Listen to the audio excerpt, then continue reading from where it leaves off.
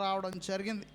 మందసం యొక్క ప్రాముఖ్యతను మనం ఆలోచన చేస్తున్నప్పుడు మన్నా గల పాత్ర మనకు కనబడుతున్నది. అలాగనే ఇశ్రాయేలు జనాంగమునకు దేవుడిచ్చినటువంటి 10 ఆజ్ఞల పలకలు కనబడుతున్నాయి.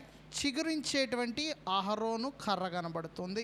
సంఖ్యాకాండం 17వ అధ్యాయంలో ఈ యొక్క అహరోను కర్ర గూర్చినటువంటి సంగతిని మనం అక్కడ చదువుతూ ఉంటాం. దేవుడు మోషేకు తెలియజేశాడు, ఇశ్రాయేలు జనాంగంలో ఉన్నటువంటి 12 గోత్రముల్లో ఉన్నటువంటి 12 పెద్దలు ఒక్కొక్క కర్రను వారు తీసుకుని రావాలని, ఆ కర్ర మీద వారి యొక్క పేర్లు రాయాలని, ఆ కర్ర ఆ యొక్క గుడారంలో ఉంచబడాలని, మందసము దగ్గర ఉంచబడాలని. అయితే ఆ కర్ర గుడారంలో దేవుని గుడారంలో ఉంచబడిన తరువాత ఆ రాత్రి విడిచిపెట్టి మరుసటి రోజు వచ్చి చూసినప్పుడు ఏ కర్ర అయితే చిగురించిందో ఆ కర్ర దేవుడు ఆయన యొక్క యాజక ధర్మాన్ని జరిగించడానికి ఆ యొక్క గోత్రానికి అప్పగిస్తాడనేటువంటి ఆ యొక్క సంగతిని మనం అక్కడ చూస్తూ ఉన్నప్పుడు అహరోను పేరు మీద రాయబడినటువంటి కర్ర చిగురించటం మాత్రమే కాదు కానీ ఫలించినట్లుగా మనం చూస్తూ ఉంటాం. బాదాము కాయలు ఫలించినట్లుగా మనం చూస్తూ ఉంటాం. కాబట్టి ఈ యొక్క అహరోను చిగురించేటువంటి అహరోను కర్ర ఈ యొక్క మందసములో ఉంచబడింది. సరే, ఈ యొక్క మందసమును గురించి మనం ఆలోచన చేస్తున్నప్పుడు మొట్టమొదటిగా సమూయేలు మొదటి గ్రంథము 4వ అధ్యాయం నుండి 6వ అధ్యాయం వరకు ఈ యొక్క మందసం యొక్క ప్రయాణం మనం చూస్తూ ఉంటాం. దేవుని యొక్క నిబంధన మందసము 7 నెలలు ప్రయాణం అవుతున్నది. అయితే ఈ ప్రయాణంలో మొట్టమొదటిగా ఈ యొక్క మందసము 4వ అధ్యాయంలో మనం చూసినట్లయితే మొదటి వచనము నుండి 11వ వచనం వరకు మనం గమనించినట్లయితే ఈ మందసము ఫిలిస్తీన్ల చేత పట్టబడుట మనం చూస్తూ ఉంటాం. ఇశ్రాయేలీలకు ఫిలిస్తీన్లకు యుద్ధం జరుగుతుంది. యుద్ధం జరిగినటువంటి సమయంలో ఫిలిస్తీన్ల యొక్క దాటికి ఇశ్రాయేలీలు తట్టుకొనలేక వాళ్ళు భయపడి పారిపోయి వారు అనుకుంటారు, యెహోవా మందసము మనలో లేని కారణమున మనకు ఈ యొక్క అపజయం కలుగుతూ ఉన్నది కనుక మనం వెళ్ళి యెహోవా మందసాన్ని మనం తీసుకొని వద్దామని వారు వెళ్ళి యెహోవా మందసాన్ని దండులోనికి తీసుకొని వచ్చినప్పుడు ఫిలిస్తీన్లు భయపడతారు. ఫిలిస్తీన్లు భయపడి యెహోవా మందసం వీరి మధ్యలోనికి వచ్చింది కాబట్టే వీరు ఇంత గొప్పగా కేకలు వేస్తున్నారు, మందసం అక్కడ ఉన్నప్పుడు మనం వీరిని జయించలేమని వారిలో వారు మాట్లాడుకున్నప్పటికీ మరలా తిరిగి యుద్ధం జరుగుతుంది. యుద్ధం జరిగినప్పుడు ఇశ్రాయేలీలు ఓడిపోయి వారు పారిపోయిన సమయంలో మందసం పట్టబడుతుంది. ఫిలిస్తీన్ల చేతిలోనికి మందసం వెళుతుంది. మందసం పట్టబడింది అనేటువంటి సంగతిని ఆ దినాలలో యాజకుడైనటువంటి ఏలీ విని మెడ విరిగి మరణించినటువంటి సందర్భాన్ని మనం చూస్తూ ఉంటాం. సమూయేలు మొదటి గ్రంథం 4వ అధ్యాయము 12 నుండి 18 వచనాల్లో. అదే సమయంలో ఏలీ కుమారులో ఒకడైనటువంటి హోఫ్నీ మరియు ఫీనెహాసు అనేటువంటి ఇద్దరిలో ఒకడు, ఫీనెహాసు భార్య ఒక కుమారుని కంటుంది. అతనికి ఇక్కాబోదు అనేటువంటి పేరును ఆమె పెట్టడం జరుగుతూ ఉంటుంది. సరే, తర్వాత ఫిలిస్తీన్ల చేతిలోనికి ఈ యొక్క మందసం వెళ్ళిన తర్వాత ఫిలిస్తీన్లు ఈ యొక్క మందసాన్ని అనేక చోట్లలో మారుస్తూ ఉంటారు. ఎందుచేతనంటే మందసము అన్యుల చేతిలో ఉన్నంత కాలము కూడా అది వారికి శాపముగానే ఉన్నది. అంతేగాని వారికి ఎలాంటి మేలు మందసము వలన కలగలేదు. మొట్టమొదటిగా మనం చూసినట్లయితే సమూయేలు మొదటి గ్రంథము 5వ అధ్యాయము 1 నుండి 8 వచనాలు మనం చూస్తున్నప్పుడు దాగోనులో అష్టోదు దేవత యొక్క సముఖంలో ఈ యొక్క మందసాన్ని పెడుతున్నారు. ఈ దాగోనులో అష్టోదు దేవత యొక్క సముఖంలో మందసాన్ని పెట్టినప్పుడు మందసము ఆ యొక్క స్థలంలో ఉంచబడినటువంటి ఆ సమయంలో ఆ యొక్క పట్టణస్థులందరికీ కూడా గడ్డలు వచ్చినట్లుగా మనం చూడగలం. వారికి గడ్డలు వచ్చినాయి. తర్వాత ఈ అష్టోదు దేవత ఏమైందంటే ఈ యొక్క అష్టోదు దేవాలయంలో మందసం ఉంచినప్పుడు ఆ దేవత యొక్క విగ్రహము క్రిందకు పడిపోయింది. మరలా వీరు వెళ్ళి ఆ దేవత విగ్రహాన్ని మరలా నిలవబెట్టినప్పుడు ఈసారి పూర్తిగా మెడ, తల, నడుము అన్నీ కూడా ముక్కలు అయిపోయినాయి. కాబట్టి వెంటనే ఈ దాగోనులో ఉన్నటువంటి వారు మందసాన్ని ఏం చేస్తారంటే గాతునకు పంపిస్తారు. ఆ సమూయేలు మొదటి గ్రంథం 5వ అధ్యాయము 9వ వచనాన్ని మనం చూసినప్పుడు, గాతునకు వెళ్ళినప్పుడు గాదు దగ్గర కూడా అక్కడ ఉన్నటువంటి వారికి గడ్డలు వచ్చి రహస్య స్థలములలో గడ్డలు వచ్చినట్లుగా మనం చూడగలం.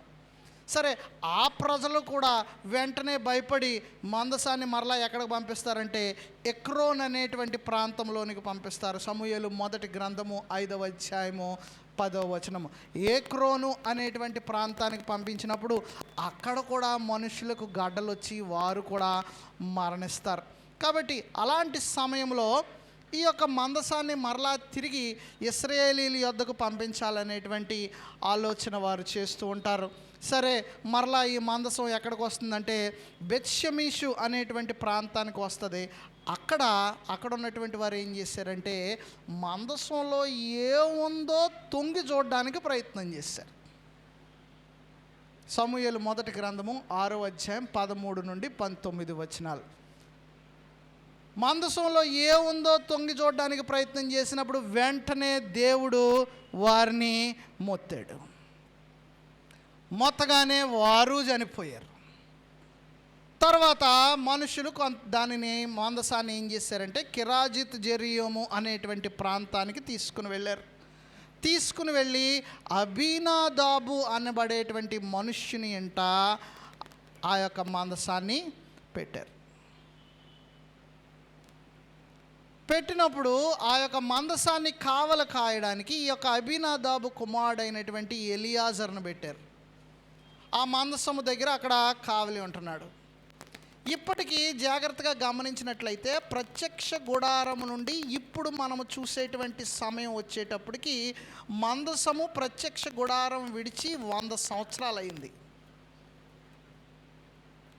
ప్రత్యక్ష గుడారంలో నుండి బయటకు వచ్చిన తర్వాత ఇప్పుడు మనం చూస్తున్నటువంటి ఈ యొక్క సందర్భం అనగా అబీనాదాబు ఇంటి దగ్గరికి వచ్చేటప్పటికి ఈ మధ్యలో కాల నిడివి ఎంతంటే 100 సంవత్సరాలు అయింది.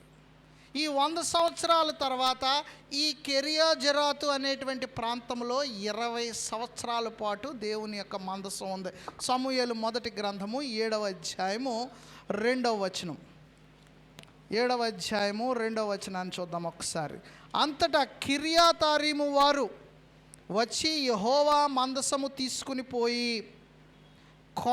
కొండయందుండే అబీనాదాబు ఇంట చేర్చి దానిని కాపాడుటకై అతడి కుమారుడైనటువంటి ఎలియాజరును ప్రతిష్ఠించిరి. 2వ వచనం. మందసము కిర్యాతారీములో నుండిన కాలము 20 సంవత్సరములాయను. 20 సంవత్సరాలు ఉంది. 20 సంవత్సరాలు ఈ యొక్క కాల వ్యవధిలో సమూయేలు వృద్ధుడయ్యాడు. ఇశ్రాయేలు జనాంగం వారు రాజు కావాలని కోరుకున్నారు. రాజుగా సౌలును సమూయేలు ఏర్పాటు చేశాడు. దేవుని యొక్క నడిపింపును బట్టి సౌలు రాజు అయ్యాడు. సమూయేలు మొదటి గ్రంథం 9-10 అధ్యాయాలు మనం చూస్తున్నప్పుడు సౌలు 42 సంవత్సరాల పాటు రాజ్య పరిపాలన సౌలు జరిగించాడు. అటు తర్వాత సౌలు కుమారుడైనటువంటి ఇష్బోషెతు అనేటువంటి వాడు రాజు అయ్యాడు. అతడు ఇశ్రాయేలు జనాంగాన్ని 2 సంవత్సరాల పాటు పరిపాలన చేశాడు.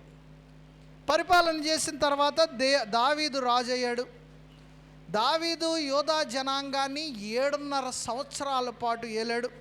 సమూయేలు 2వ గ్రంథము 2వ అధ్యాయము 11వ వచనాన్ని మనం చూసినప్పుడు 2వ అధ్యాయము 11వ వచనంలో దావీదు హెబ్రోనులో యోధా వారి మీద ఏలిన కాలమంతయు 7 సంవత్సరములు 6 మాసములు అనగా 7.5 సంవత్సరాలు వేలాడు.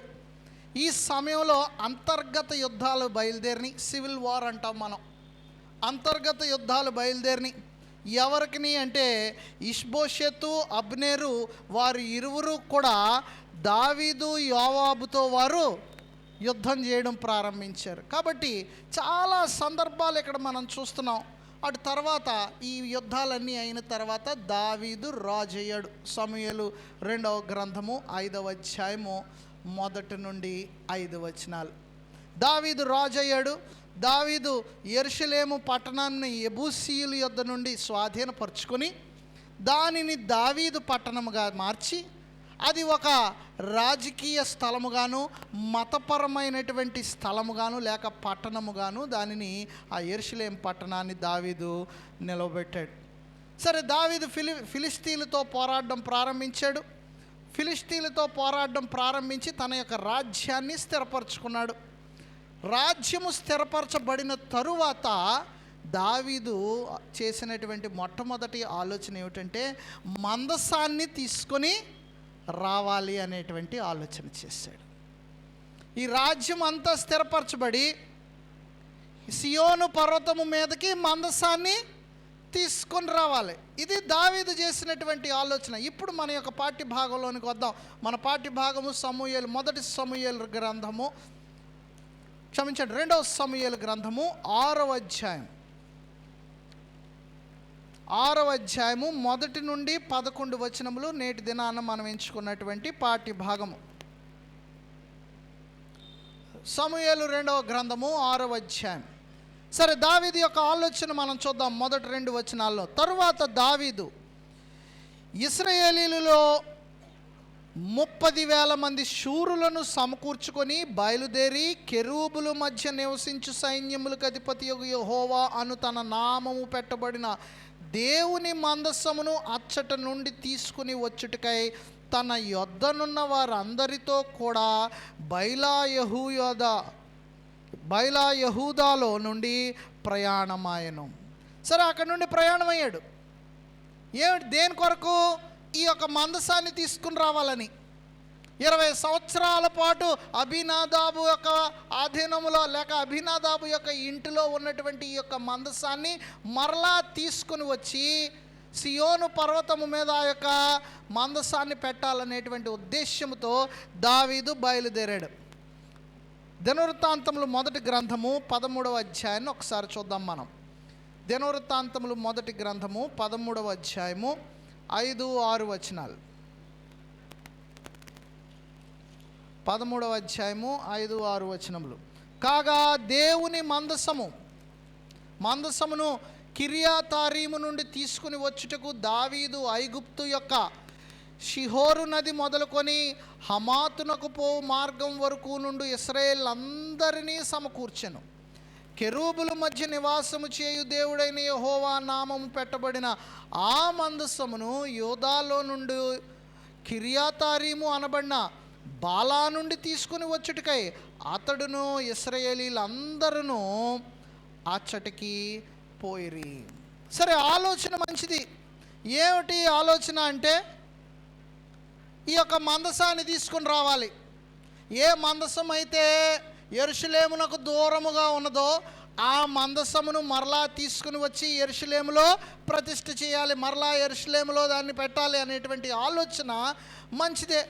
కాబట్టి దావీదు ఏం చేశాడంటే సమూయేలు 2వ గ్రంథము 6వ అధ్యాయం 1 నుండి 11 వచనములు మనము ఆ యొక్క భాగాన్ని మనం చూస్తున్నప్పుడు దావీదు అక్కడ ఉన్నటువంటి మనుష్యులను పోగువేశాడు. ఇశ్రాయేలు జనాంగాన్ని అంతటిని పోగువేసి ఎక్కడ మార్గము నుండి అనగా ఆ యొక్క అబీనాదాబు ఉన్నటువంటి ఆ యొక్క ప్రదేశము నుండి యెరూషలేము వరకు కూడా ఎంతమంది అయితే ఇశ్రాయేల్ ప్రజలు ఆ మార్గములో ఉన్నారో వారందరినీ పోగేశాడు. ఎందుకు పోగేశాడంటే ఈ మందసమును తీసుకుని రావాలని. మందసమును తీసుకుని రావడానికి పోగేసిన తర్వాత దావీదు ఏం చేశాడంటే 5వ వచనాన్ని మనం చూద్దాం. సమూయేలు 2వ గ్రంథము 6వ అధ్యాయము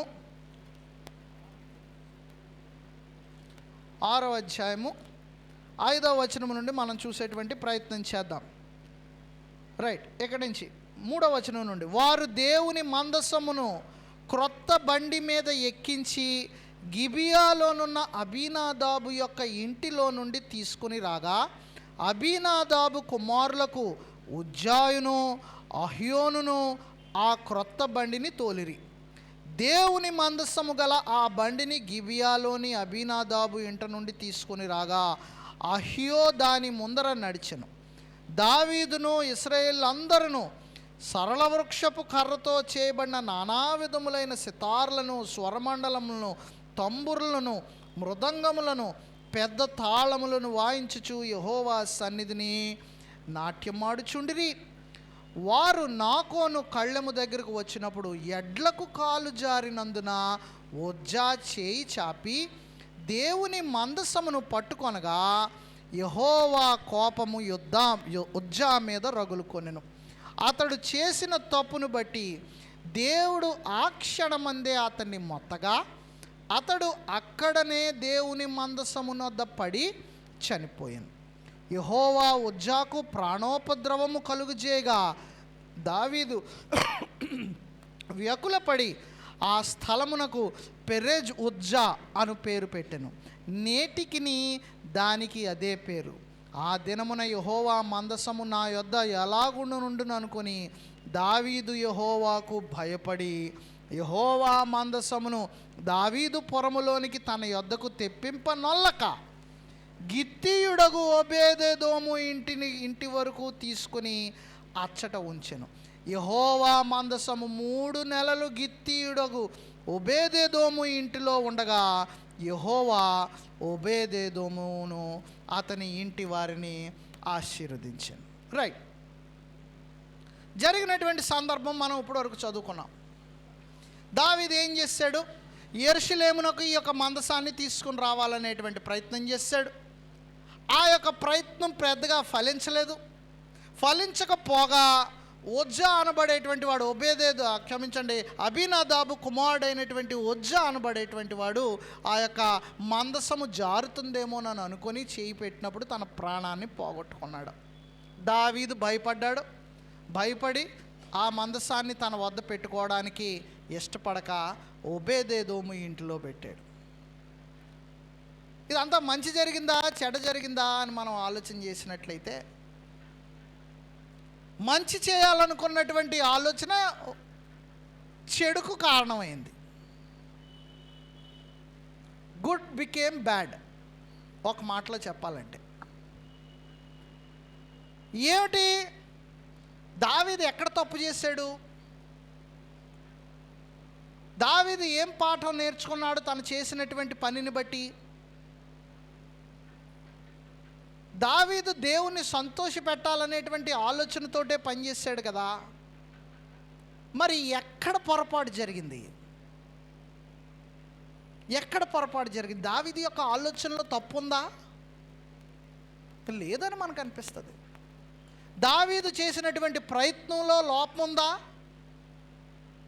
లేదని మనకు అనిపిస్తుంది. క్రొత్త బండిని చేయించాడు, మనుషులందరినీ పెట్టాడు, ఆ వచ్చేటువంటి మార్గం అంతటిలోనూ కూడా ఇశ్రాయేలుని అందరినీ పెట్టాడు. అంత మాత్రమే కాకుండా మందసము మరలా తిరిగి ఇశ్రాయేలీల యొక్క పట్టణంలోనికి వస్తుందని చెప్పి అత్యంత సంతోషభరితుడై నాట్యం చేశాడు. కేకలు వేస్తున్నారు. కాబట్టి ఇందులో మనకి ఎక్కడా కూడా ఏ లోపము కనబడదు. కానీ దావీదు చేసినటువంటి కార్యములో మాత్రము చాలా పొరపాట్లు ఉన్నాయి. ఏమిటవి? దినవృత్తాంతములు మొదటి గ్రంథం మనం చూద్దాం. 15వ అధ్యాయం.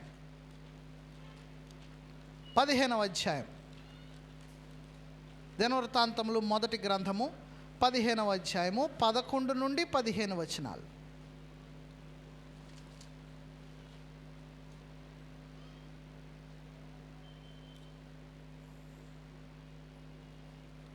అంతట దావీదు యాజకులైన సాదోకును అబ్యాతారును లేవీలైన ఉరియేలు ఆసాయు యోవేలు షమాయా ఏలియేలు అమీనాదాబు అని వారిని పిలిపించి వారితో ఇట్లన్ను, లేవీల పితరుల సంతతులకు మీరు పెద్దలై ఉన్నారు.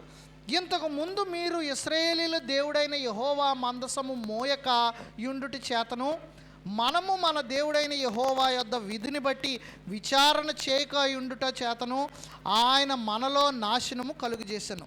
కావున ఇప్పుడు మీరును మీ వారును మిమ్మును మీరు ప్రతిష్ఠించుకొని నేను ఆ మందసమునకు సిద్ధపరిచిన స్థలమునకు దాన్ని తేవలను. అప్పుడు యాజకులను లేవీలను ఇశ్రాయేలీలు దేవుడైన యెహోవా మందసమును తెచ్చుటకై తమను తాము ప్రతిష్ఠించుకుని తర్వాత లేవీలు యెహోవా సెలవిచ్చిన మాటను బట్టి మోషే ఆజ్ఞాపించినట్లు దేవుని మందసమును దాని దండెలతో తమ భుజముల మీద ఎత్తుకొనిరి. ఏం కనబడుతుంది ఇందులో? ఆలోచన అనేటువంటిది దావీదుకు వచ్చింది, కానీ దావీదు తన సొంత ఆలోచన చేశాడు, కానీ దేవుడు మందసమును తీసుకొని నీవు యెరూషలేము పట్టుకెళ్ళవయ్యా అనేటువంటి మాటను దావీదుకైతే దేవుడు చెప్పలేదు. దావీదు చేసినటువంటి పని తన యొక్క ఆలోచనే. దేవుని యొద్ద నుండి తెలియజేయబడినటువంటి మాటలు కాదు. ఫిలిష్తీయులు ఏ రీతిగా అయితే తమ యొక్క సొంత ఆలోచనలు చేస్తూ తమ యొక్క కార్యక్రమాలు జరిగించారో అలాగనే దావీదు కూడా చేశాడు. సమూయేలు మొదటి గ్రంథం 6వ అధ్యాయము 7వ వచనాన్ని ఒకసారి చూసినట్లయితే, మొదటి గ్రంథము 6వ అధ్యాయము 7వ వచనం. 7వ వచనంలో, కాబట్టి మీరు క్రొత్త బండి ఒకటి చేయించి కాడి మోయని పాడి ఆవులను రెండిటిని తోలి తెచ్చి బండకు కట్టి వాటి దూడలను వాటి దగ్గరుండి ఇంటికి తోలి యెహోవా మందసమును ఆ బండ మీద ఎత్తి అపరార్థముగా ఆయనకు మీరు అర్పింపవలసిన బంగారపు వస్తువులను దాని ప్రక్కనే చిన్న పెట్టెలో ఉంచి అది మార్గమున పోవునట్లుగా విడిచిపెట్టుడి. ఇది మనం జాగ్రత్తగా గమనించినట్లయితే ఫిలిష్తీయులు వారు చేయాల్సినటువంటి పనిని వారు ఇక్కడ తమ ఆలోచన బట్టి ఎప్పుడైతే మందసాన్ని పట్టుకున్నారో ఆ మందసమును వారు అది ఏ రీతిగా ఎక్కడికి వెళ్ళాలో వారు ఆలోచన చేసుకొని ఆ రీతిగా మందసాన్ని విడిచిపెట్టారు. అయితే దావీదు చేసినటువంటి పనికి ఫిలిష్తీయులు చేసినటువంటి పనికి ఏమాత్రం తారతమ్యం లేదు. ఎందుకు లేదు అంటే దావీదునకు దేవుడు చెప్పలేదు మందసాన్ని నీవు ఇక్కడి నుండి తీసుకొని రావయ్యా అని. సమూయేలు 2వ గ్రంథం, మన దగ్గర వెనక్కి వెళ్ళిపోదాం మనం. 2వ గ్రంథం 6వ అధ్యాయం 6వ అధ్యాయాన్ని మనం చూస్తున్నప్పుడు ఇక్కడ జాగ్రత్త కొద్దిగా పైకి వెళ్ళి మనం చూసినట్లయితే సందర్భాన్ని 5వ అధ్యాయం దగ్గరికి వచ్చినప్పుడు 23 నుండి, దావీదు యెహోవా యొద్ద విచారణ చేసెను. అందుకు యెహోవా, నీవు వెళ్ళవద్దు, చుట్టూ తిరిగిపోయి కంబళి చెట్లకు ఎదురుగా వారి మీద పడుము. కంబళి చెట్లు కొనలను చప్పుడు వినగానే ఫిలిష్తీయులు హతము చేయుటకై యెహోవా బయలుదేరుచున్నాడు గనుక అప్పుడే నీవు త్వరగా బయలుదేరవలనని సెలవిచ్చాను. దావీదు యెహోవా తనకు ఆజ్ఞాపించిన ప్రకారముగా చేసి గెబా నుండి గెజరు వరకు ఫిలిష్తీయులను తరుముచు హతము చేశాను. సరే, ఫిలిష్తీయులను నాశనం చేస్తున్నాడు. ఫిలిష్తీయుల చేతిలో నుండి ఇప్పుడు ఎక్కడైతే ఈ యొక్క మందసం ఉన్నదో ఆ మందసం ఎప్పుడైతే అబీనాదాబు దగ్గరికి వచ్చిందో అబీనాదాబు దగ్గర నుండి మరలా మందసాన్ని తీసుకుని వచ్చి యెరూషలేములోనికి ప్రవేశింప చేయాలనేటువంటి ఆలోచన ఉన్నది. అయితే ఒక సంగతి ఏమిటంటే మందసమును తీసుకుని వస్తున్నప్పుడు తీసుకురావలసినటువంటి విధానాన్ని దావీదు మర్చిపోయాడు. That is his second mistake. ఒకటి, మందసము తీసుకుని రమ్మని దేవుడు చెప్పలా. రెండవది, తీసుకొని వస్తున్నటువంటి సమయంలో అది తీసుకొని రావలసినటువంటి విధానాన్ని కూడా దావీదు అవలంబించలేదు. ఏమిటి విధానము? సంఖ్యాకాండం దగ్గరికి వెళ్దాం. 3వ అధ్యాయం, సంఖ్యాకాండము 3వ అధ్యాయం 30-31 వచనాలు.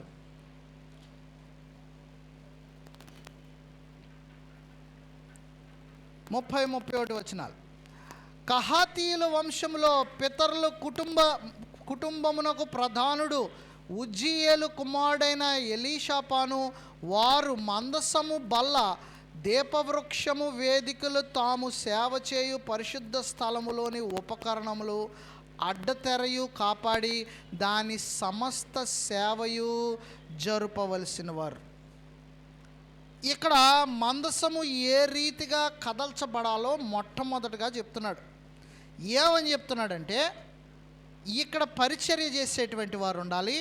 రెండవదిగా 4వ అధ్యాయం 15వ వచనం దగ్గరికి వచ్చేటప్పటికి, దండు ప్రయాణమైనప్పుడు అహరోనును అతని కుమారులను పరిశుద్ధ స్థలము యొక్క ఉపకరణములన్నిటినీ కప్పుట ముగించిన తరువాత కహాతీయులు దాని మోయ రావలను. అయితే వారు చావకయుండినట్లు పరిశుద్ధమైన దానిని ముట్టకూడదు. ఒకటి, దాని యొక్క ఉపకరణాలన్నిటినీ కప్పాలి. ఏర్పరచబడినటువంటి కహాతీలైనటువంటి వారు దానిని కావలి కాయాలి. 3 అందులో ఉన్నటువంటి దేనిని ముట్టడానికి వీలు లేదు. 7వ అధ్యాయము 9వ వచనం దగ్గరికి వద్దాం. సంఖ్యాకాండం 7వ అధ్యాయము 9వ వచనం. 9వ వచనం దగ్గరికి వచ్చేటప్పుడు కహాతీలకు దావీదు ఏం చేశాడంటే కహాతీలకు ఇయ్యలేదు.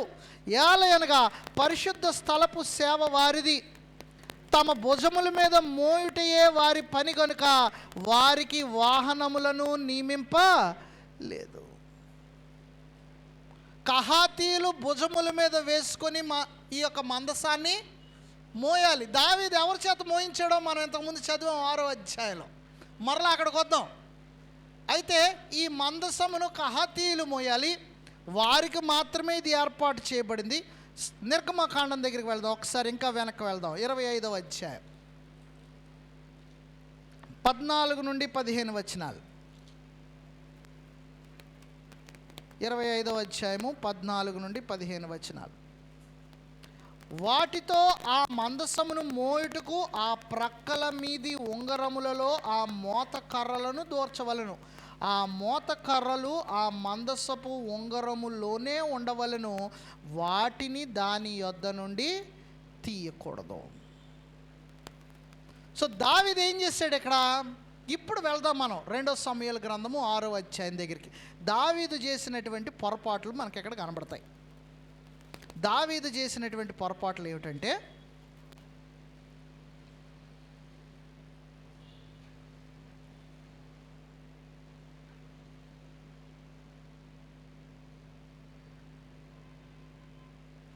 దావీదు చేసినటువంటి పొరపాట్లు మనం చూసినట్లయితే ఒకసారి మొదటి దినవృత్తాంతాల దగ్గరికి వెళ్దాం. 15వ అధ్యాయం, క్షమించండి, దినవృత్తాంతములు 15వ అధ్యాయం.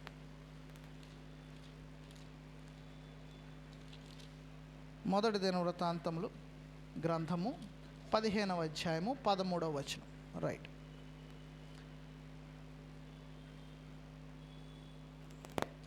ఇంతకు ముందు మీరు ఇశ్రాయేలీలు దేవుడైన యెహోవా మందసమును మోయక యుండుటి చేతను మనము మన దేవుడైన యెహోవా యొద్ద విధిని బట్టి విచారణ చేయక యుండుటి చేతను ఆయన మనలో నాశనము కలుగు చేసెను. కావున ఇప్పుడు మీరును మీ వారును మిమ్మును మీరు ప్రతిష్ఠించుకొని నేను ఆ మందసమునకు సిద్ధపరిచిన స్థలమును దానిని తేవలను. అప్పుడు యాజకులను లేవీయులను ఇశ్రాయేలు దేవుడైన యెహోవా మందసమును తెచ్చుటకై తమ్మును తాము ప్రతిష్ఠించుకుని. ఎవరు మోయాలని మనం ఇంతకుముందు చూసాము? కహాతీయులు మోయాలి. ఎవరు సిద్ధపరచబడ్డారు ఇప్పుడు? యాజకులు, లేవీయులు దాన్ని మోయడానికి సిద్ధపరచాడు. కాబట్టి దావీదు నేరుగా దేవుని యొక్క ఆజ్ఞను తృణీకరించాడు. ఎప్పుడైతే తృణీకరించాడో ఈ యొక్క మందసాన్ని మరలా ఒక క్రొత్త బండి మీద ఎక్కించి, ఏర్పాటు చేయబడినటువంటి బండి కాకుండా మరలా ఒక క్రొత్త బండిని చేయించి దాని మీదకి ఈ యొక్క మందసాన్ని ఎక్కించి దాన్ని తరలించుచుండగా ఎద్దు కాలు జారినప్పుడు ఉజ్జా మందసము మీద చేయించాడు. వెంటనే ఉజ్జా అక్కడ మరణించాడు. ఉజ్జాకు తెలీదా? మందసం దగ్గర సేవ చేస్తున్నారు కదా వారు. 20 సంవత్సరాల పాటు ఆ ఇంటి వద్దనే ఉన్నది కదా. అబీనాదాబు కుమారులో ఒకడు కదా ఉజ్జా. ఉజ్జాకు తెలీదా మందసం పట్టుకోకూడదని? అయ్యో పడిపోతుందేమో అని అతడు చేయబెట్టాడు. వెంటనే అక్కడ పడి చనిపోయాడు. మందసం పడిపోతుందని చేయబెట్టడం మంచిదేనా? మంచిదే. He did it out of concern. So can we say that he was right? Uzzah చేసింది మంచి పనే అని మనం చెప్పొచ్చా? కాదు. తన ఆలోచన మంచిదే కానీ దేవుని దృష్టిలో మాత్రం అది మంచిది కాదు. దేవుని దృష్టిలో ఉజ్జా పాపం చేసినటువంటి వాడు అయ్యాడు కాబట్టే వెంటనే దేవుడు వానిని మొత్తాడు. సో పాఠం ఏమిటి అంటే,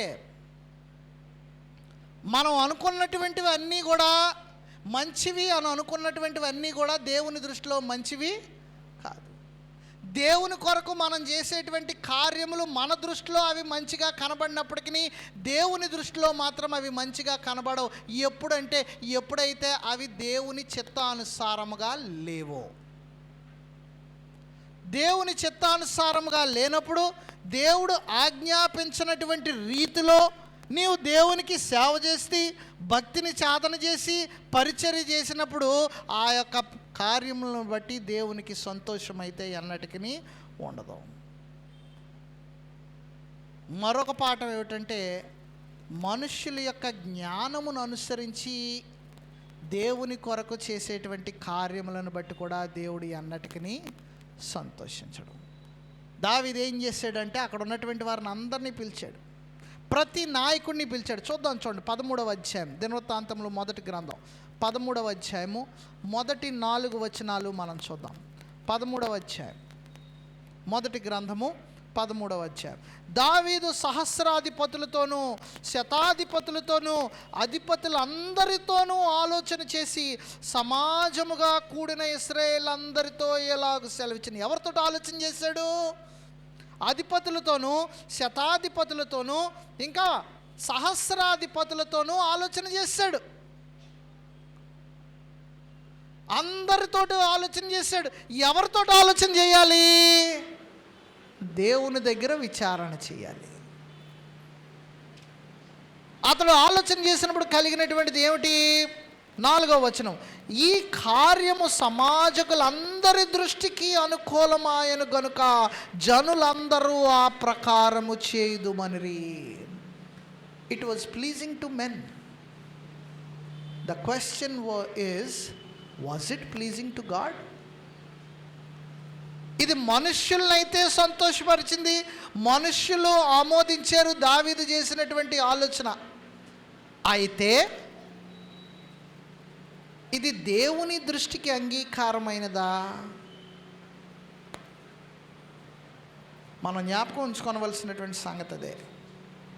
మనం చేసేటువంటి కార్యములు, ఆలోచనలు అనేక సందర్భాల్లో అవి మంచివి అని మనం అనుకుంటాం. ప్రత్యేకించి విశ్వాస సంబంధమైనటువంటి కార్యక్రమాలను మనం చేస్తున్నప్పుడు ఎలా చేస్తేనైతేనేమి అది దేవునికి మంచిది, దేవుని మహిమ కొరకు నేను చేస్తున్నప్పుడు అది ఆలోచన ఎలాంటిదైతేనైతేనేమి అది మంచిదే అనేటువంటి తలంపుతో మనం ఉన్నట్లయితే దట్ ఈస్ రాంగ్. ఎందుచేత అంటే దేవుడు ఒక నిర్దిష్టమైనటువంటి విధానాన్ని ఏర్పాటు చేశాడు. దేవుణ్ణి సమీపించేటువంటి విషయంలో, దేవుణ్ణి సేవించేటువంటి విషయంలో ఒక నిర్దిష్టమైనటువంటి విధానాన్ని దేవుడు ఏర్పాటు చేశాడు. ఆ విధానములో దేవుణ్ణి సేవిస్తేనే దేవుడు తన యొక్క అనుగ్రహాన్ని మన పట్ల కనుపరుస్తాడు. అంతేగాని మనం అనుకున్నటువంటి రీతిలో దేవుణ్ణి సేవించినట్లయితే దేవుణ్ణి మనం ఎన్నటికీ సంతోషపరచలేము. నాదాబు అబీహూల గురించి మనం ఇంతకుముందు మనం చూసాం. అక్కడ ఒకే ఒక మాట ఏమిటంటే, వారు నశించిపోవడానికి గల ఒకే ఒక కారణం ఏమిటంటే ఆ ఒక్క మాటే, యెహోవా ఆజ్ఞాపింపని. ఆ ఒక్క మాటే, యెహోవా ఆజ్ఞాపింపని. అంటే యెహోవా ఆజ్ఞాపించాడు ఒక విధానాన్ని, ఈ అగ్నితోనే బలులను అర్పించాలి, అర్పణ అనేటువంటిది దీని ద్వారానే అర్పించాలి, ఎలాగనే అర్పించాలి అని.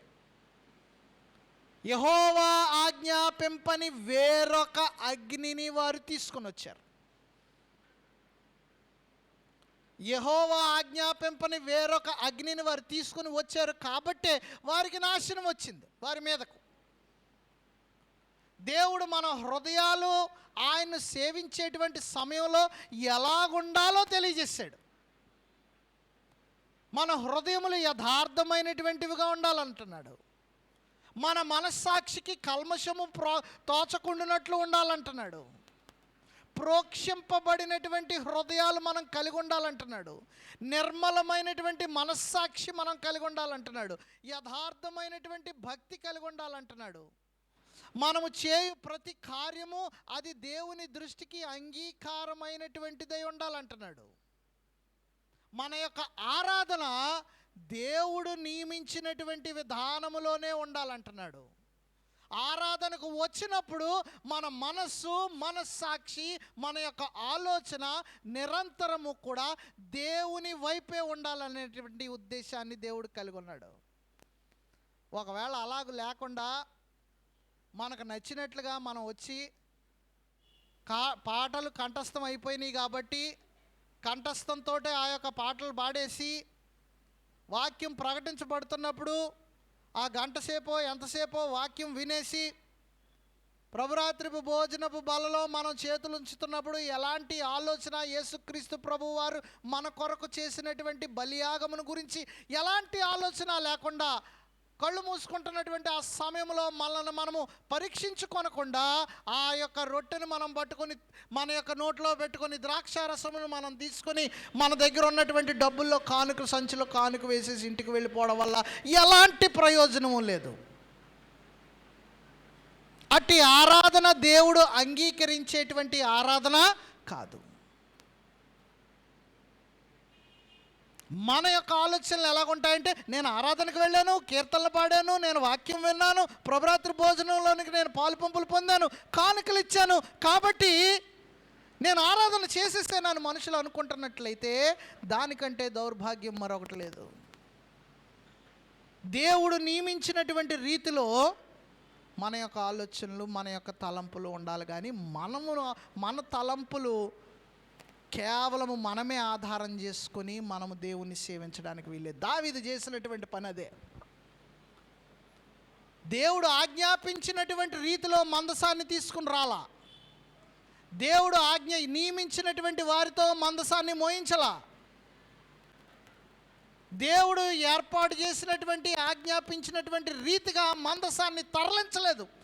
బండి విషయంలో కూడా చివరికి ఈ ఉజ్జా అనబడినటువంటి వాడు సమస్తమును ఎరిగినటువంటి వాడు అయినప్పటికీ కూడా మందసము మీద ముట్టుకొనకూడదని తెలిసినప్పటికీ కూడా మందసాన్ని పట్టుకున్నటువంటి సందర్భాన్ని మనం చూస్తున్నాం.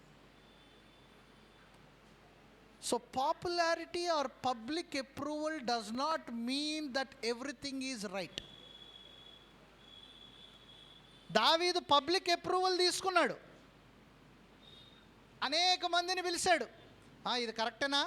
ఇది కరెక్టే, మనం చేద్దామా? చేద్దాం. అయితే దావీదు మర్చిపోయింది ఏంటంటే,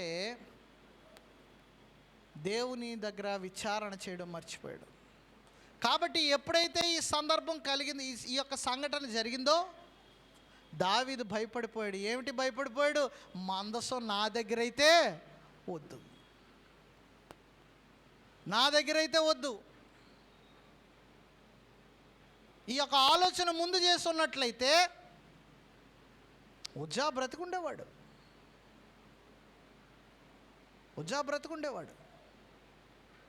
అయితే ఈ యొక్క ఆలోచన చేయలేదు. ఆసక్తి కలిగి ఉన్నాడు, మందసాన్ని తీసుకురావాలి అనేటువంటి ఆసక్తి కలిగి ఉన్నాడు. The zeal was right, but having zeal does not make one right. ఆసక్తి ఉండడం తప్పులేదు, కానీ ఆ యొక్క ఆసక్తి దేవుని చిత్తానుసారమైనటువంటి కార్యములు చేయించేటువంటిదై ఉండాలి తప్ప తన యొక్క స్వలోచనలు, సొంత ఆలోచనలు అనుసరించినటువంటిదై ఉండకూడదు. దావీదు ఏం చేశాడు చూద్దాం. చూడండి, దినవృత్తాంతములు మొదటి గ్రంథం 15వ అధ్యాయము 13వ వచనం. 15వ అధ్యాయము 13వ వచనం. రైట్. ఇంతకు ముందు మీరు ఇశ్రాయేలు దేవుడైన యెహోవా మందసమును మోయక యుండుటి చేతను మనము మన దేవుడైన యెహోవా యొద్ద విధిని బట్టి విచారణ చేయక యుండుటి చేతను ఆయన మనలో నాశనము కలుగజేసెను.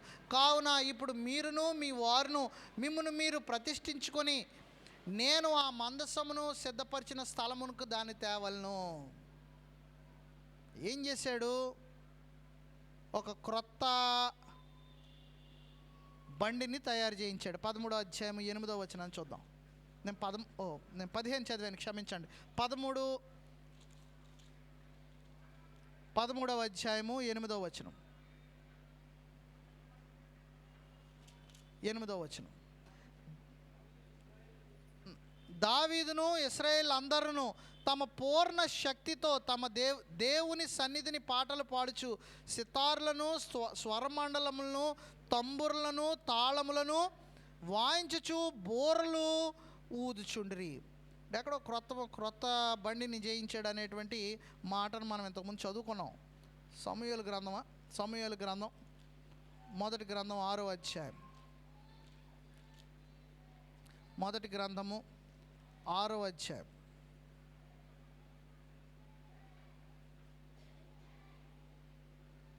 మొదటి గ్రంథము 6వ అధ్యాయం మొదటి నుండి 5 వచనాలు. రైట్. నేను దావీదు క్రొత్త బండిని చేయించినట్లుగా మనం చదవడం జరిగింది. రెండో సమూయేలు 6వ అధ్యాయం. క్షమించండి, నేను మొదటి గ్రంథంలో చూస్తున్నాను. 2వ సమూయేలు గ్రంథము 6వ అధ్యాయం. రైట్. 3వ వచనం. వారు దేవుని మందసమును క్రొత్త బండి మీద ఎక్కించి గిబియాలోనున్న అబీనాదాబు యొక్క ఇంటిలో నుండి తీసుకొని రాగా అబీనాదాబు కుమారులకు ఉజ్జాయును అహియోనును ఆ క్రొత్త బండిని తోలిరి. క్రొత్త బండి ఏర్పాటు చేశారు. ఈ క్రొత్త బండిలోనే ఆ యొక్క మందసాన్ని నడిపించేటువంటి ప్రయత్నం చేశారు. ఒక ప్రశ్న, దావీదు చేసినటువంటి దాంట్లో పొరపాటు ఏమన్నా ఉన్నదా అంటే మనకి ఎక్కడా పొరపాటు కనబడదు. But what is miss? ఎందుకంటే మనం కూడా అలాంటి ఆలోచనలే చేస్తాం కాబట్టి. దావీదు చేసిన దాంట్లో ఆసక్తి విషయంలో పొరపాటు లేదు, ఉద్దేశంలో పొరపాటు లేదు, తీసుకొని రావాలనేటువంటి ఆశలో పొరపాటు లేదు. ఇది మనకు కనబడుతుంది. బట్ దేవుని దృష్టిలో అలా కనబడుతుందా? దేవుడు చెప్పాడా, ఓ దావీదు నీవు నా మందసాన్ని నువ్వు అక్కడి నుండి పట్టుకుని రావయ్యా, 20 ఏళ్ళు అక్కడ ఉండిపోయింది, మందసము ప్రత్యక్ష గుడారంలో నుండి బయటకు వచ్చి 100 సంవత్సరాలు అయిపోయింది, మందసం అక్కడ ఉండిపోయింది, కాబట్టి నీవు తీసుకొని వచ్చి నీవు దావీదు పుర్రలో పెట్టవయ్యా అనేటువంటి ఆజ్ఞాన్ని ఇచ్చాడా దేవుడు? ఇవ్వలేదు. సరే, దావీదు తనంతట తానే ఆలోచన చేశాడు, దేవుని మీద ప్రేమను బట్టి తనంతట తానే ఆలోచన చేశాడని అనుకుందాం మనం. ఎందుకంటే దావీదు దేవుణ్ణి అత్యధికంగా ప్రేమించాడు కాబట్టి. ఆలోచన చేసినప్పుడు కనీసం ఆ మందసమును ఏ రీతిగా తరలించాలో అదన్న ఆలోచన చేశాడా? దేవుని చిత్తాన్ని అనుసరించి ఈ కార్యమును చేయాలని అది చేయలేదు. కాబట్టి ఆలోచన, ఆసక్తి ఒక మనుష్యుడు చేసేటువంటి కార్యములను అవి దేవుని దృష్టికి వ్యతిరేకమైనట్లయితే ఆ యొక్క ఆలోచనల వల్ల, ఆ యొక్క ఆసక్తి వల్ల ఎలాంటి ఉపయోగం లేదు. పౌలు జీవించినటువంటి దినాల్లో రోమీలకు రాసినటువంటి పత్రిక 10వ అధ్యాయాన్ని మనం చూస్తున్నప్పుడు, పౌలు జీవించినటువంటి దినాలలో యూదులు చాలా ఆసక్తి పరులే, ధర్మశాస్త్ర విషయంలో ఆసక్తి పరులే, దేవుని విషయాల్లో ఆసక్తి, ప్రత్యేకించి పరిసయ్యులు మత సంబంధమైనటువంటి విషయాల పట్ల అత్యాసక్తి కలిగినటువంటి వారు. పరిసయ్యులు మిగిలినటువంటి సంగతులు పట్టించుకునేవారు కాదు. మత సంబంధమైనటువంటి సంగతుల విషయంలో పరిసయ్యులు అత్యధికమైనటువంటి ఆసక్తిని కనపరిచేవారు. సద్దూకయ్యులు రాజకీయ పరమైనటువంటి పరిపాలనా సంబంధమైనటువంటి విషయాల్లో ఆసక్తి కనపరిచేవారు, కానీ పరిసయ్యులు అయితే మాత్రము చాలా నిష్టగా ఉండేవారు. అంటే దేవుని పట్ల వారికి అత్యధికమైనటువంటి ఆసక్తి ఉంది, కానీ సువార్తను వారు విన్నారా? వినలా. రోమీలకు రాసినటువంటి పత్రిక 10వ అధ్యాయంలో పౌలు ఒక గొప్ప మాటను రాస్తున్నాడు. ఏమంటున్నాడంటే, ఇశ్రాయేలీలు రక్షణ పొందవల్లని నా యొక్క అభిలాష అంటున్నాడు. చూడండి 10వ అధ్యాయంలో, 10వ అధ్యాయం 1-2 వచనాలు. సహోదరులారా, ఇశ్రాయేలీయులు రక్షణ పొందవల్లని నా హృదయాభిలాషయు వారి విషయమై నేను దేవునికి చేయు ప్రార్థనయునై ఉన్నవి.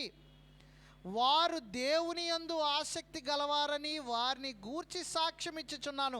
అయినను వారి ఆసక్తి జ్ఞానానుసారమైనది కాదు. వారికి ఆసక్తి ఉంది, అయితే ఆ ఆసక్తి ఎలాంటిదంటే జ్ఞానానుసారమైనటువంటి ఆసక్తి కాదు. అంటే వాక్యమును తెలుసుకొని వాక్యానుసారముగా ఏది మేలైనదో అది తెలుసుకొని దాన్ని అనుసరించి నడవాలనేటువంటి ఆసక్తి వారికి కలిగినటువంటి వారు కాదు. కాబట్టి ఆసక్తి ఉండడం మంచిదే. ఆసక్తికి జ్ఞానము తోడుగా లేనట్లయితే ఆసక్తి వల్ల ఎలాంటి ప్రయోజనము లేదు. Zeal without knowledge is of no use. ఆసక్తి ఉండాలి, కానీ ఆసక్తికి ఏం తోడవ్వాలంటే జ్ఞానము తోడవ్వాలి. చాలా సమయాల్లో పరిచర్య చేసేటువంటి వారు ఆసక్తి కలిగి ఉంటారు, మంచిదే. కానీ వారు కలిగి ఉన్నటువంటి ఆసక్తి దేవుని చిత్తానుసారమైనటువంటి కార్యములు వారి ద్వారా చేయిస్తుందా లేదా అనేటువంటి ప్రశ్న వారు వేసుకొనవలసినటువంటి వారై ఉన్నారు. పరిచర్య చేస్తున్నటువంటి సమయంలో ఒకవేళ నా హృదయము దేవుని దృష్టికి యథార్థవంతముగా లేనట్లయితే నేను ఆ యొక్క పరిచర్య ధర్మమును చేయడానికి ముందు నా హృదయాన్ని నేను సరి చేసుకోవాలి. పరిచర్య చేస్తున్నటువంటి సమయంలో నా సహోదరుని మీద నాకు విరోధం ఉన్నట్లయితే నా సహోదరునితో నేను మొట్టమొదటిగా నేను సమాధాన పడి అప్పుడు నేను ఆ యొక్క కార్యాన్ని నేను చేయాలి. పరిచర్య చేస్తున్నటువంటి సమయంలో దేవుని దృష్టికి ఆయాసకరమైనటువంటి ఆలోచనలను నేను చేస్తూ ఆ యొక్క పరిచర్యలో నేను పాలిభాగస్తునై ఉండడానికి వీల్లేదు.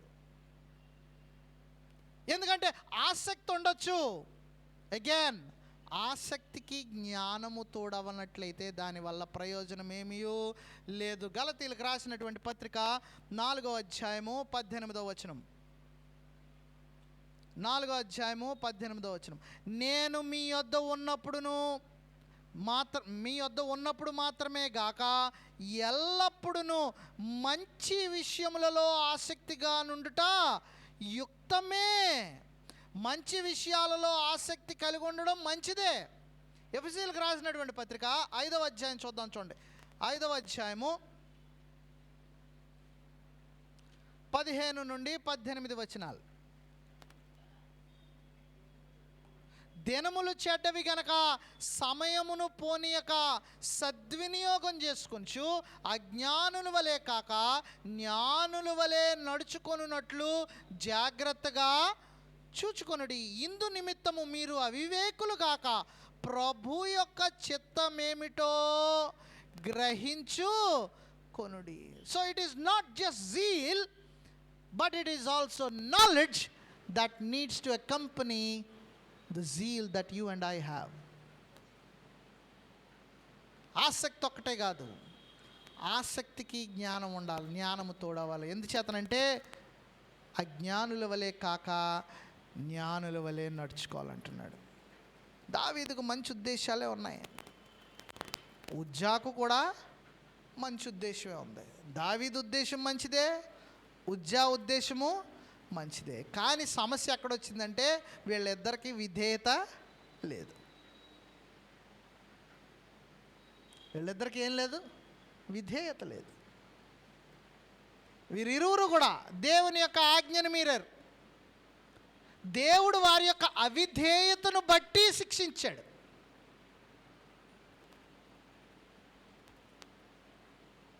సో దేవుడు అవిధేయతను బట్టి, అది ఆసక్తితో కూడినటువంటి అవిధేయత అయినప్పటికీ ఆసక్తిని చూసి దేవుడు విడిచిపెట్టాడు. దేవుడు వారి యొక్క అవిధేయతను బట్టి వారిని శిక్షించాడే తప్ప. సమూయేలు మొదటి గ్రంథం 15వ అధ్యాయం, మొదటి గ్రంథము 15వ అధ్యాయం 22-23 వచనాలు చూద్దాం. అందుకు సమూయేలు తాను సెలవిచ్చిన ఆజ్ఞను ఒకడు గైకొనుట వలన యెహోవా సంతోషించినట్లు ఒకడు దహన బలులను అర్పించుట వలన ఆయన సంతోషించునా? ఆలోచించుము, బలులు అర్పించుట కంటే ఆజ్ఞను గైకొనుటయు, పొట్టేళ్ళు క్రొవ్వు అర్పించుట కంటే మాట వినుటయు శ్రేష్టము.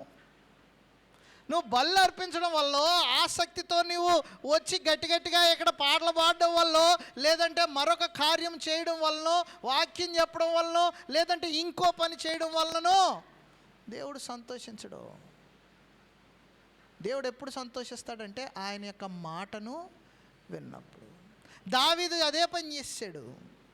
దావీదు ఆసక్తి ఉన్నది, but it does not make any sense if it is not accompanied with zeal. మత్తయి సువార్త 7వ అధ్యాయం 21 నుండి 23 వచనాలు. ప్రభువా ప్రభువాను నన్ను పిలుచు ప్రతి వాడును పరలోక రాజ్యములోనికి ప్రవేశింపడు గాని పరలోకమందున్న నా తండ్రి చిత్త ప్రకారము చేయవాడే ప్రవేశించును. ఆ దినమందు అనేకులు ప్రభువా ప్రభువా మేము నీ నామమును ప్రవచింపలేదా, నీ నామమున దెయ్యములు వెళ్ళగొట్టలేదా, నీ నామమున అనేకమైన అద్భుతములు చేయలేదా అని చెప్పుదురు. ఆ దినమున ప్రభువా నీ కొరకు నేను కష్టపడలేదా, రాత్రి పగలు నేను ప్రయాణాలు చేయలేదా, నీ కొరకు నేను ఈ కార్యం చేయలేదా, నీ కొరకు నేను ఆ కార్యం చేయలేదా, నేను అన్నిటినీ విడిచిపెట్టి నా బంధువులు నన్ను అసహించుకుంటున్నప్పటికీ వారిని విడిచిపెట్టి నేను నీ పక్షమునుగా ఉండిపోయాను కదా, నా పనులన్నీ మానేసుకొని నా యొక్క ఉద్యోగాన్ని చదువుని పక్కన పెట్టి నేను నీ కొరకు పనిచేశాను కదా, అవన్నీ మర్చిపోయావా? నేను జ్ఞాపకం లేనా? నా పరిచర్య నీకు జ్ఞాపకం లేదా? అంటే ప్రభు యొక్క సమాధానం అంటున్నాడు, అప్పుడు నేను మిమ్మును ఎన్నడూను ఎరగను, అక్రమము చేయువారులారా నా యొద్ద నుండి పోండి. ఏంటి? What is the condition here? The condition here is, నేను చెప్పినటువంటి మాటలను అనుసరించి మీరు నడవకపోయినట్లయితే, మీరు ఆసక్తి ఉన్నా పని చేసినా ఏదైనా దాని వలన ఎలాంటి ప్రయోజనము లేదు. జాగ్రత్తగా గమనించండి. A good conscience does not make one right. మంచి మనస్సాక్షి ఉండడం వల్ల ఒకడు మంచోడు అని అనుకోవడంలో ఎలాంటి అనుమానం లేదు, కానీ అది సరైనటువంటిది మాత్రం కాదు. అతను సరైనటువంటి వాడు అనుకోవడంలో మాత్రం అది చాలా పొరపాటే. సామెతల గ్రంథం 14వ అధ్యాయము 12వ వచనాన్ని చూద్దాం ఒకసారి. ఒకని ఎదుట సరైనదిగా కనబడు మార్గము కలదు, అయితే తుదకది మరణమునకు తీసుకుని వెళ్తుంది. Ignorance is no excuse. నాకు తెలీదు అనడం ఒక సాకుగా మనం ఎప్పుడు చెప్పకూడదు. ఎందుచేత చెప్పకూడదంటే, దేవుడు ఆయన యొక్క చిత్తాన్ని, ఆయన యొక్క ఉద్దేశాన్ని చాలా స్పష్టంగా తెలియజేశాడు. ఆయన చిత్తము జరిగించాల్సినటువంటి స్థానంలో వేరొక దాన్ని మనం తీసుకుని వచ్చి అక్కడ పెట్టి దేవుణ్ణి మనం సేవిస్తున్నాంలే అని అనుకోవడానికి వీల్లేదు. ఆఫ్టన్ వి సబ్స్టిట్యూట్ అంటే తెలుసు కదా, దాని స్థానంలో మరొక దాన్ని పెట్టడం. చాలా సమయాల్లో ఆ పనులు మనం చేస్తూ ఉంటాం. దేవుని కొరకు కనుపరచాల్సినటువంటి శ్రద్ధను వేరే విషయాల మీద మనం కనుపరుస్తూ ఉంటాం. That is substitution. దేవునికి చేయవలసినటువంటి పనుల స్థలంలో వేరొక పనిపాట్లను మనం పెట్టుకుంటూ ఉంటాం. That is substitution. దేవునికి ఇవ్వాల్సినటువంటి ధనముతో వేరొక దానిని మనం సమకూర్చుకుంటాం. That is substitution. But God does not accept substitutes. దేవుడు ఆయన సెలవిచ్చినటువంటి దానిలో నుండి దానిని తీసివేసి వేరొక దాన్ని పెట్టడం ఆయనకు ఇష్టం ఉండదు. మనం అనుకుంటాం దేవుణ్ణి మనం ఘనపరుస్తున్నామని. దావీదు అనుకున్నాడు.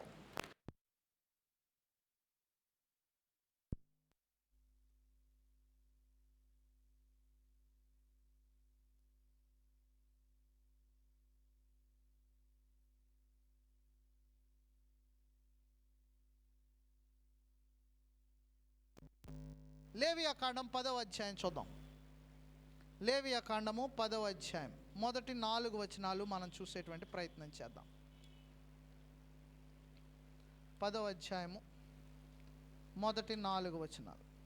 అహరోను కుమారులైన నాదాబు అబీహు, మనం ఇంతకుముందు మాట్లాడుకున్నాం. మనం నాదాబు అబీహు చేసినటువంటి కార్యాలు, వారు చేసినటువంటి పనులు, సబ్స్టిట్యూషన్, అది చేయడానికి వీల్లేదు.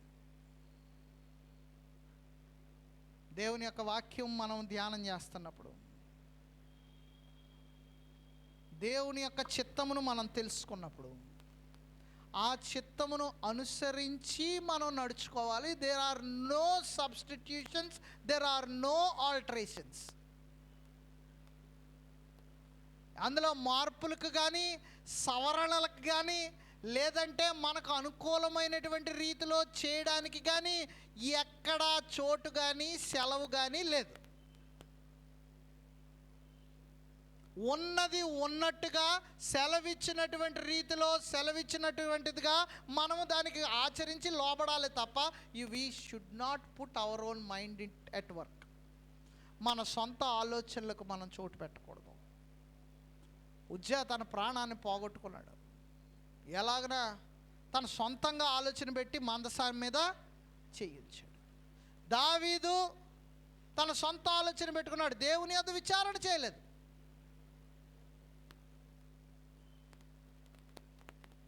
దేవుని యొద్ద విచారణ చేయలేదు. చివరికి మందసం యొక్క గొప్పతనాన్ని 20 సంవత్సరాల పాటు అక్కడ ఉన్నప్పుడు, అబీనాదాబు దగ్గర ఉన్నప్పుడు మందసము ఉండడం వల్ల ఆ యొక్క ఇశ్రాయేలు జనాంగము దావీదు ఆశీర్వదించబడ్డారు. మందసమును తన యొద్దకు అక్కడే ఉంచకుండా మార్గం మధ్యలోనికి తీసుకుని వచ్చి జరిగినటువంటి సంఘటన తర్వాత ఒబేదేదోము ఇంటిలో పెట్టినప్పుడు కూడా మందసము వల్ల ఒబేదేదోము అతని ఇల్లు ఆశీర్వదించబడింది. So he should have known better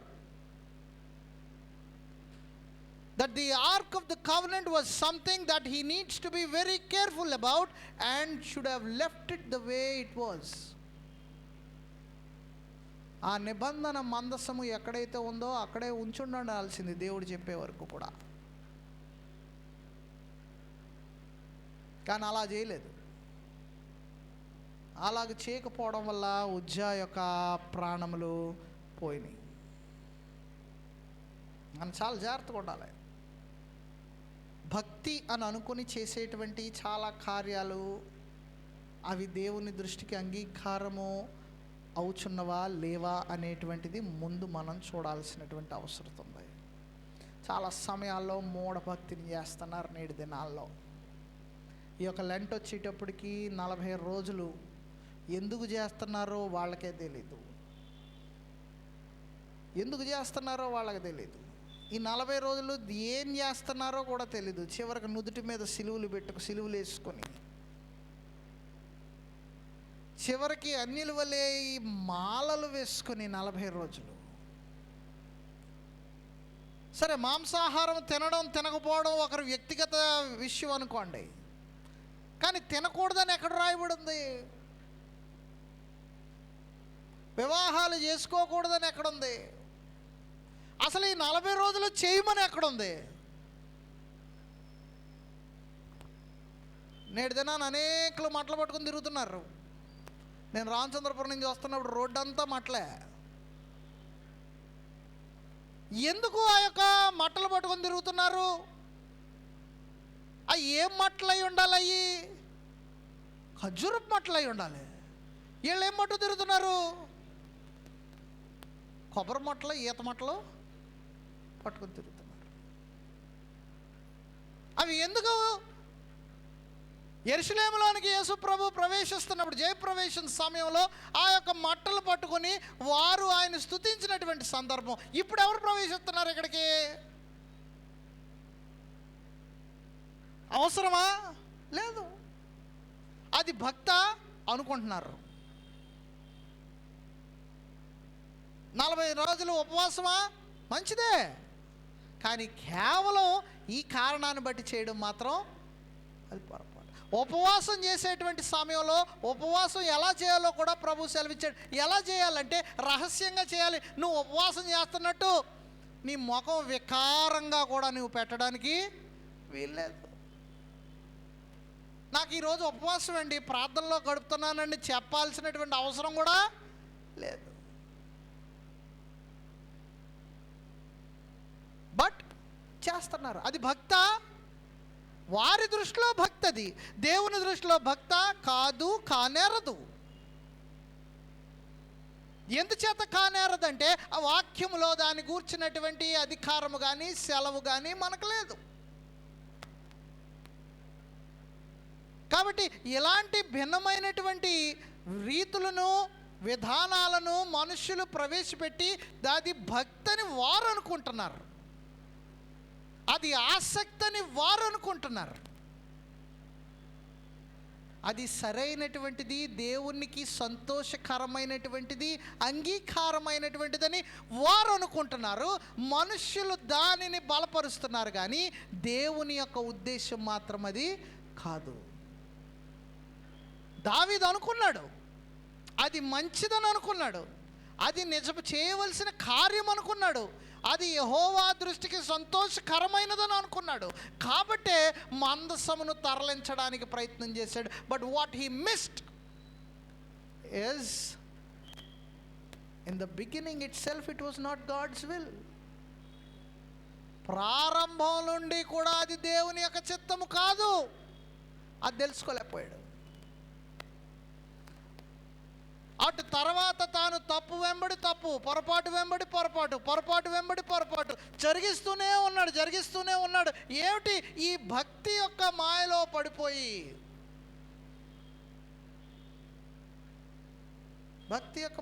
పడిపోయి, నేను చేస్తున్నది కరెక్టే, ఇది దేవుని దృష్టికి అంగీకారమే,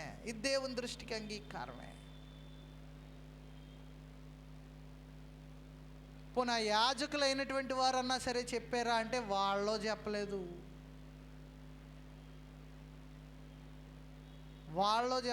నాయనా నువ్వు ఇది తరలించడానికి ముందు యెహోవా యొద్ద విచారణ చేయాలి. తరలించేటువంటి మార్గం ఉంది, దీనికి ఏర్పాటు చేయబడినటువంటి బండి మీదనే దీన్ని తరలించాలి. కొత్త బండి నీవు చేయించడానికి వీల్లేదు. ఎవడబడితే వాడు మోయడానికి వీల్లేదు. ఎవడబడితే వాడు దీనికి కావలి కాయడానికి వీల్లేదు. ఎవడబడితే వాడు దీన్ని ముట్టుకోవడానికి కూడా వీల్లేదు. ఎవడబడితే వాడు దాంట్లో ఏమున్నదో చూడడానికి కూడా వీల్లేదు. వాళ్ళు కూడా ఈయన చేద్దామంటే ఓహో అంటే వాళ్ళు కూడా ఓహో అన్నారు.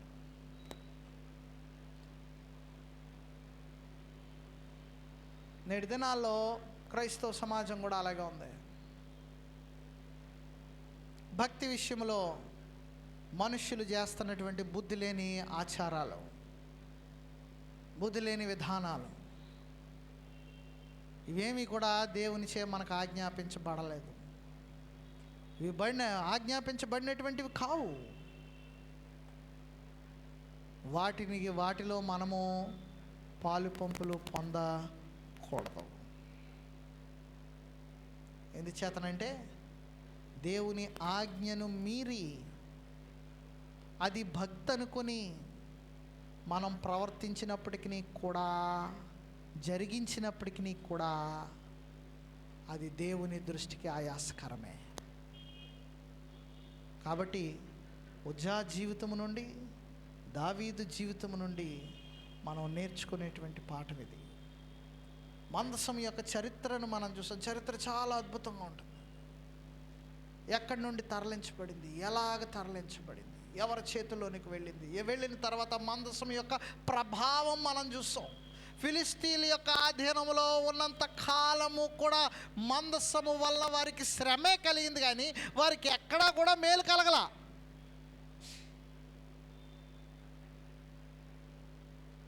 వారికి ఎక్కడా మేలు కలగల. అయితే ఇశ్రాయేలీల యొక్క అధీనంలోనికి వచ్చినప్పటికీ మందసము, దేవుని మందసము అనే ఇశ్రాయేలు రాజ్యానికి క్షేమాన్ని కలుగజేసింది. కానీ ఆ రాజ్యానికి రాజుగా ఉన్నటువంటి దావీదు దాన్ని కదుల్చుట ద్వారా దేవుని దృష్టికి ఆయాసకరమైనటువంటి కార్యాన్ని జరిగించాడు.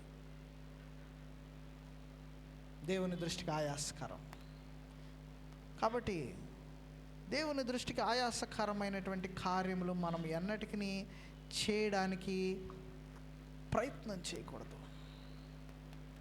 అనేక మంది అన్యులు చేస్తున్నటువంటి అన్యాచారాలు, ప్రత్యేకించి క్రైస్తవులుగా పిలువబడుతున్నటువంటి వారు, క్రైస్తవులుగా పిలువబడుతున్నటువంటి వారు చేస్తున్నటువంటి ఆచార వ్యవహారాలలో వాక్యమును ఎరిగినటువంటి మనము పాలివాకస్తులై ఉండకూడదు. ఎందుకంటే దేవుని గూర్చినటువంటి సంగతులు మనకన్నిటినీ దేవుడి గ్రంథమందు గ్రంథస్థం చేసి ఇచ్చాడు మనకి. పేతురు రాసినటువంటి 2వ పత్రిక 1వ అధ్యాయం 2వ వచనంలో అన్నాడు, జీవమునకును భక్తికిని కావలసిన వాటి అన్నిటినీ కూడా దేవుడు దీనిలో మనకు పొందుపరిచి ఇచ్చేసాడు. ఈ పొందుపరిచి ఇచ్చినటువంటి ఈ యొక్క గ్రంథమును మనము అనుసరించి, ఈ యొక్క వాక్యమును మనము అనుసరించి మనం నడుచుకుంటే చాలు. అది నడుచుకోవడానికే ఈ జీవితకాలం సరిపోదు. మనకి మనం ప్రయత్నం చేస్తూ ఉండాలి. అయితే దీనికి విరుద్ధంగా మనం ఆలోచన చేసి మన యొక్క భక్తి సాధన చేసేటువంటి విషయంలో, పరిచర్య జరిగించేటువంటి విషయంలో మనము దేవునికి ఆయాసకరముగా ఏది చేయకూడదు అనేటువంటి సంగతిని మిమ్మల్ని హెచ్చరిస్తూ, నన్ను నేను హెచ్చరించుకుంటూ ఈ మాటలు ముగిస్తున్నాను. దేవుడు మిమ్మల్ని దీవించును గాక. ప్రార్థన చేసుకుందాం. దయగల మా తండ్రి, కరుణగల మా ప్రభువా, మరొకసారి మీ యొక్క పరిశుద్ధ సన్నిధానాన్ని సమీపించే తరుణమును దయచేసినందుకు వందనములు. మా తండ్రి, దావీదు యొక్క జీవితంలో నుండి ఒక భాగమును మేము చూడగలిగేటువంటి కృపను మీరు మాకు దయచేసినందుకు వందనములు.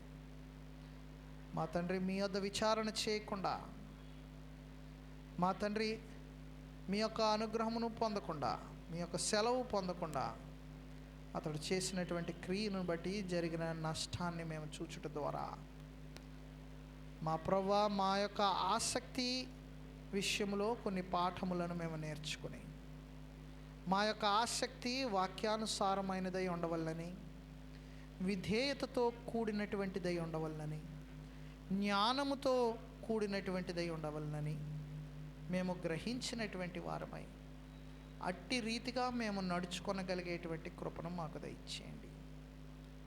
మా తండ్రి, నీ వాక్యమును మా హృదయంలో మేము భద్రపరుచుకొని వాక్యానుసారముగా నడిచేటువంటి జ్ఞానమును మాకు దయచేయమని ఈ మానవులు మా ప్రభువును ప్రియరక్షకుడునైన యేసుక్రీస్తు నామములో మిక్కిలి వినయంతో బ్రతిమలాడి వేడుకొంచున్నాం పరమ తండ్రి. ఆమెన్.